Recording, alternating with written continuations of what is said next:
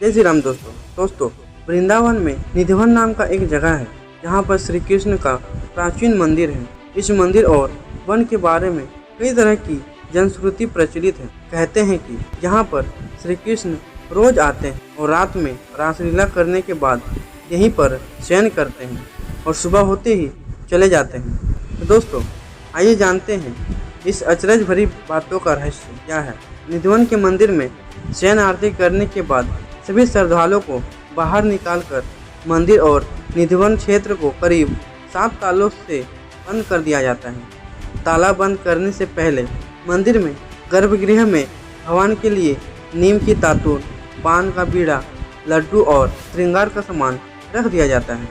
रात में यहाँ कोई नहीं आता है, लेकिन फिर भी आश्चर्य की बात यह है कि 7 तालों में बंद मंदिर को जब सुबह खोला जाता है तो पान चबाया हुआ, तातून की हुई, लड्डू खाया हुआ और श्रृंगार का सामान बिखरा हुआ मिलता है। कहते हैं कि इस मंदिर के दरवाजे अपने आप ही खुलकर बंद हो जाते हैं, लेकिन यह किसी ने नहीं देखा। हालांकि लोग इस संबंध में अपने अनुभव जरूर बताते हैं। मान्यता अनुसार इस मंदिर को तानसेन के गुरु संत हरिदास ने अपने भजन से राधा कृष्ण के युग्म रूप को साक्षात प्रकट किया था। यहाँ श्री कृष्ण और श्री राधा रानी विहार करने आते हैं। यहाँ पर स्वामी जी की समाधि भी बनी है। रात को यहाँ पर किसी को रुकने नहीं दिया जाता है। कहते हैं कि जिसने भी यहाँ रात को रुककर इस रहस्य को जानने के प्रयास किया उसकी सुबह मौत हो जाती है। शाम के बाद यह मंदिर बंद हो जाता है और यह भी कहा जाता है कि अगर यहाँ कोई छुपकर रासलीला देखता है तो वह अगले दिन पागल हो जाता है।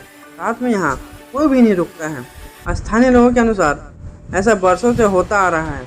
कुछ लोग इसे अंधविश्वास मानते हैं और कुछ लोग इसे श्री कृष्ण का चमत्कार। हालांकि सच क्या है यह तो शोध का विषय ही है।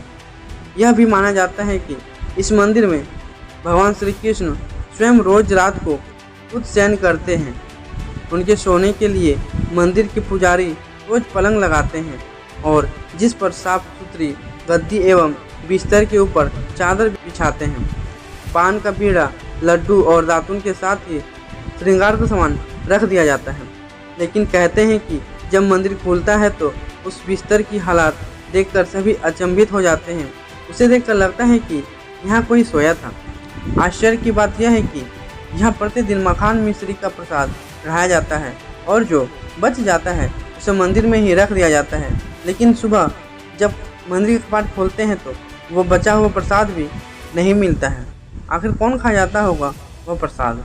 लोगों का कहना है कि प्रतिदिन मंदिर के अंदर स्थित रंग महल में श्री कृष्ण और राधा रानी का पलंग लगा दिया जाता है और पूरा रंग महल सजा दिया जाता है तथा राधा रानी के श्रृंगार का सामान रखकर मंदिर के दरवाजे बंद कर दिए जाते हैं। जब प्रातः दरवाजे खुलते हैं तो सारा सामान अस्त व्यस्त मिलता है। मान्यता है कि रात्रि में राधा कृष्ण आकर इस सामान का उपयोग करते हैं। कहते हैं कि यहाँ तुलसी के 2 पौधे एक साथ लगे हैं। रात के समय जब राधा और कृष्ण रास रचाते हैं तो यही तुलसी के पौधे गोपियाँ बनकर उनके साथ नाचते हैं। इन तुलसी का एक भी पत्ता यहाँ से कोई नहीं ले जाता है। जिसने भी गुपचुप यह कार्य किया वह भारी आपदा का शिकार हो गया है। इस मंदिर के परिसर में उगने वाले पेड़ भी अजीब है। यहाँ के पेड़ की शाखाएं नीचे की ओर बढ़ती है। यह भी जनश्रुति है कि रात में ये सभी पेड़ गोपियाँ बनकर श्री राधा और कृष्ण के साथ नाचते हैं और सुबह होते ही पुनः पेड़ बन जाते हैं। इन सभी पेड़ों को गोपियों की ही मान्यता दी जाती है। श्रीमद् भागवत के 10वें स्कंद में रास पंचमी में भगवान श्री कृष्ण द्वारा शरद पूर्णिमा को यमुना पुलिन में गोपियों के साथ महारास के बारे में बताया गया है। आज भी शरद पूर्णिमा पर निधिवन में होती है विशेष रासलीला, लेकिन कोई इसे देख नहीं सकता, बस महसूस कर सकता है।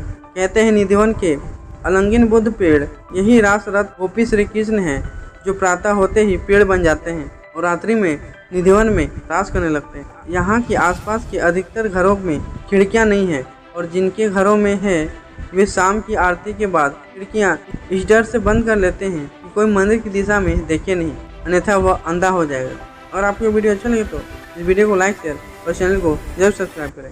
धन्यवाद दोस्तों।